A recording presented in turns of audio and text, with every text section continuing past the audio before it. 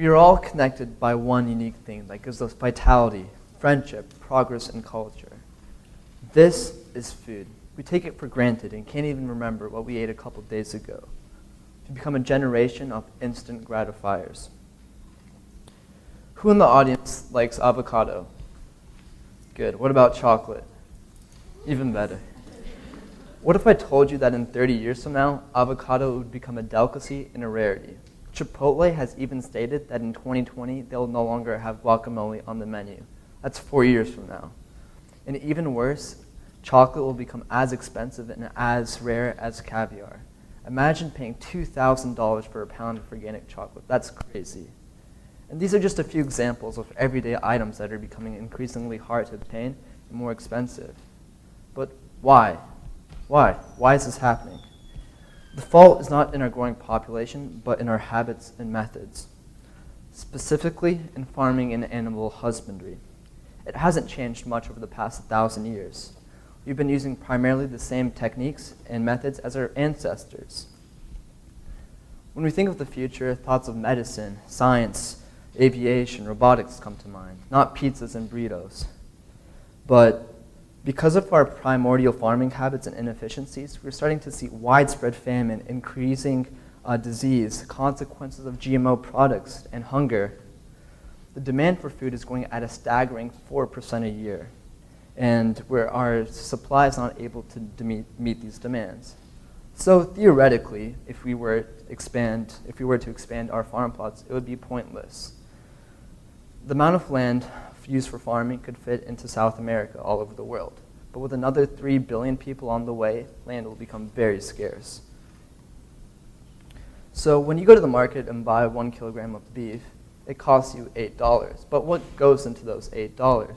Well, let me tell you. To produce 1 kilogram of beef, it requires 150 square meters, the size of the commons, 15,000 liters of water, enough to fill 10 hot tubs, and 27 kilograms of CO2.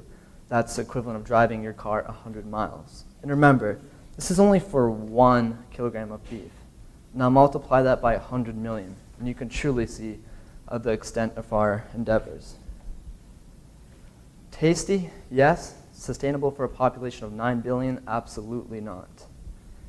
Another shocking statistic issued by the FDA last year stated that 1.1 trillion eggs were produced. Now, these eggs come from somewhere. I know you buy them at your local supermarket, but they're coming from somewhere. Imagine how many chickens are killed each year to sustain us. As you can see, our methods are in no way efficient nor humane. Back in 1932, Winston Churchill remarked in an essay called 50 Years Hence, "We shall escape the absurdity of growing a whole chicken in order to eat the breast or wing by growing these parts separately under a suitable medium." It might have taken longer than 50 years, but Churchill was certainly onto something. Today, scientists are revolutionizing the way we eat with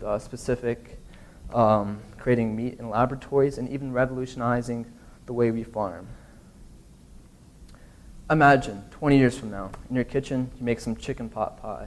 But this isn't any chicken. Rather, this is a protein-infused, heavy nutrient-based, organic, non-GMO. This revolutionary meat has been created in a lab from stem cells and multiplies several times over. This is not some far-fetched utopian concept. Rather, it's something which we've already done. First, muscle cells are taken from the specified animal.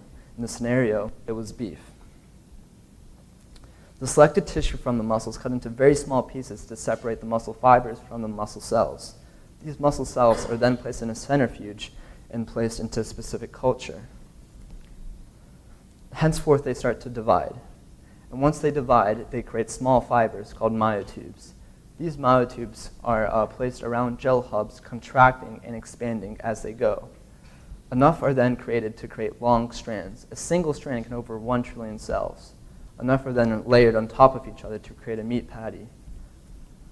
Yet the cost of this venture was so much that it could have paid for a medical student's full education, and one could have bought 88,000 Big Macs. But if we were able to create this on a national level, the benefits would be numerous. Since the amount of protein in an animal is directly correlated to the amount of exercise one gets, we can use electric stimulants in the lab to increase the amount of protein. Hence, 1 pound of cultured meat would be equivalent to 5 pounds from a slaughtered cow. Another prosperous off-product is that we can use RNA amino acids to splice the genes off the meat and infuse certain proteins and vitamin for people who are deficient in such areas.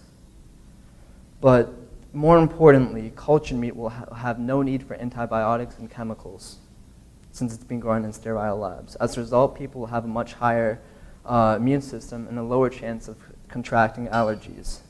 As you see here, the pink is the cultured meat, and it uses 99% less land and produces 96% fewer greenhouse gases. And this is a great way for us to go on in the future. Just a couple of months ago, we experienced a severe winter blizzard. The farms and plantations that produced the nuts, wheat, and corn in Virginia were set back a couple of months, and the crop was severely damaged. But since we live in Virginia, where everything is available for the taking, we will not be affected. But other countries, such as Africa, and sorry, it's not a country, but let's say South Africa, they will be severely affected by this. The future of farming is not intuitive in the cultivation of seeds in wide plots of land. Rather, it's in large indoor vertical farming. One innovator and farmer, Robert Colangelo, has a 30,000 square foot facility in which he grows butter lettuce and herbs. Located 40 miles outside of Chicago, this is Green Sense Farms. It's the largest indoor vertical farm in the U.S. Here, he hydroponically feeds them with a constant shower of nutrient-rich water-based solutions. And these crops are under a constant shower of LED lights. These LED lights simulate sunrise, sunset in the season, creating for optimal situations. As a result, they can be harvested as often as twice a month. As you can see, the benefits are numerous: year-round production, maximum crop yield, increased growing area, less perishable, reliable, and reduced overhead, with no need for chemicals whatsoever, and seasons are year-round. With more than 60% of the population living in cities, in the future I envision 1,000-foot skyscrapers holding vertical farms that can provide for whole cities, thus using less resources, conserving energy, and all in all, a greener future. As you sit listening to me think, what was the last food that you ate? How much was it? Where did it come from? Some of these foods that you thought of might not be available for your grandchildren, but by giving the next generation curiosity and knowledge, we will solve any problem that comes our way. You never know. That young man sitting there might create the first 3D home printer. This young woman might create the first integrated smart green living space. The tools and materials are there for the taking, but together we must build it and make it accessible, reliable, plentiful, and affordable. Thank you.